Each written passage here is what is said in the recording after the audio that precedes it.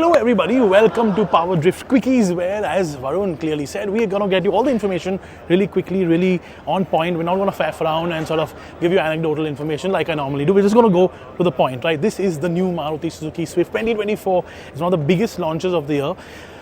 It is one of the biggest launches of the year because Maruti's already sold almost 3 million cars. So most of you people seeing this might have actually owned one, and a lot of people seeing this will eventually want to own one as well. So it is a very important car for the year for Maruti Suzuki, one of the biggest launches, right? Okay, let's quickly get to the big fun first, the way it looks.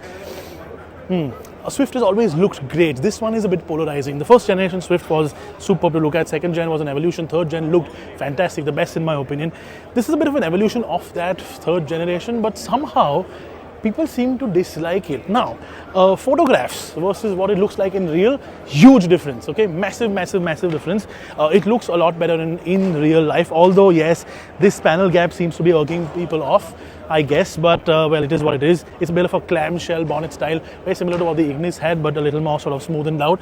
But overall, in sort of person in real life, it looks much nicer. Trust me when I say this. Nice indented badge on the front as well. And as compared to the international version, which has a very smoothened out bumper, this gets a slightly different bumper with the fog lamp unit in it. So that's a positive. A lot of people hate when there are no fog lamps. Here, you have a fog lamp now. Enjoy. You've got daytime running lights. You've got LED headlamps with the projectors inside. And if you come on the side, you still have 15-inch wheels. I'm surprised that Maruti didn't go for a 16-inch wheel on this because, well, everything else, the Baleno, the Fronx, etc. is 16. I thought they'd go up, but they haven't changed the size either. It's just the 15-inch wheel, exactly the same tire size as well.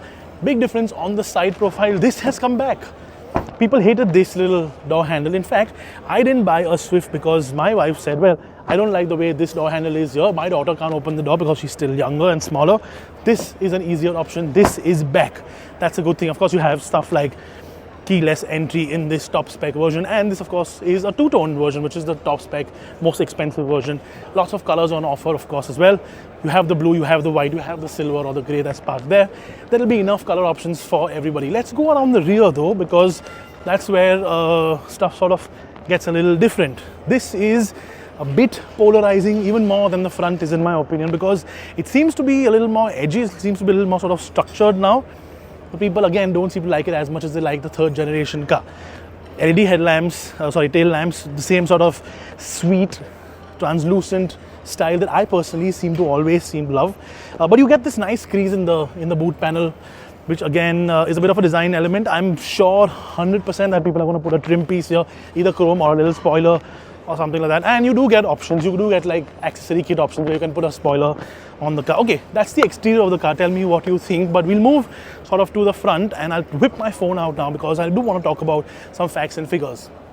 First things first, okay? Let's actually open the bonnet. So let's come closer. Let us open the bonnet because the big change is actually mechanical. Where is that thing? There we go. Right. Okay, the last generations of the Swift, the last 3 generations were always a 4-cylinder engine. You had the G13B to begin with, and the K12 in various guises. This time it's a 3-cylinder engine. Now I like 3-cylinder engines. I have an Alto K10, and this is a 1.2 liter 3-cylinder engine, which means it will be a buzzy little mother lover. But it's lower on power. It's now 82 horsepower, and it's slightly lower on torque as well, 112 Newton meters of torque. It does, however, have one big advantage. Everybody likes to talk about fuel economy, right? That is a big gain. This is still a little, it's still a little flimsy. There we go. Okay, fuel economy.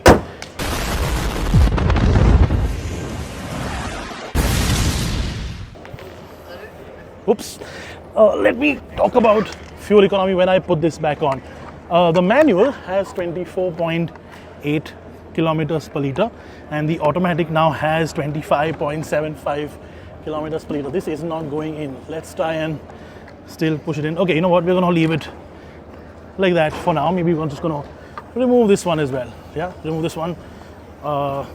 Let's take it out. Things we do for a nice clean shoot, guys. Behind the scenes action is gonna be fun, guys. I'm gonna give this to Ameya here to hold and protect. Cool, we'll get back to the car. Okay, quickly let's get into the interior because again, evolutionary, not revolutionary. That is the big change on the inside. Seat all the way back in my driving style, all the way down inappropriate hand actions. Cool. Okay, now if you've been in a Swift in the past, this is going to be very familiar. It's got the same analog and digital sort of mixed infotainment screen here. Nice big freestanding screen, but instead of a tiny little thin bezel, they've made this big massive bezel which looks like a television from 10 years ago. I don't know why they've done this. Bit of a mix and hate, but they still have conventional controls on the air conditioning here. Overall, it is very familiar. I do like this little three-dimensional feel on the side panels, and overall also having owned a Swift very recently and having driven the last gen Swift for, I don't know, 20,000 kilometers, this feels slightly better built, slightly. Okay, the other big update on the inside for people who really want to buy this and somebody who's really looking to sort of keep their family safe, 6 airbags as standard on every single variant. Okay, another thing that's very important for people who are actually going to buy this car, 6 airbags as standard on every single variant.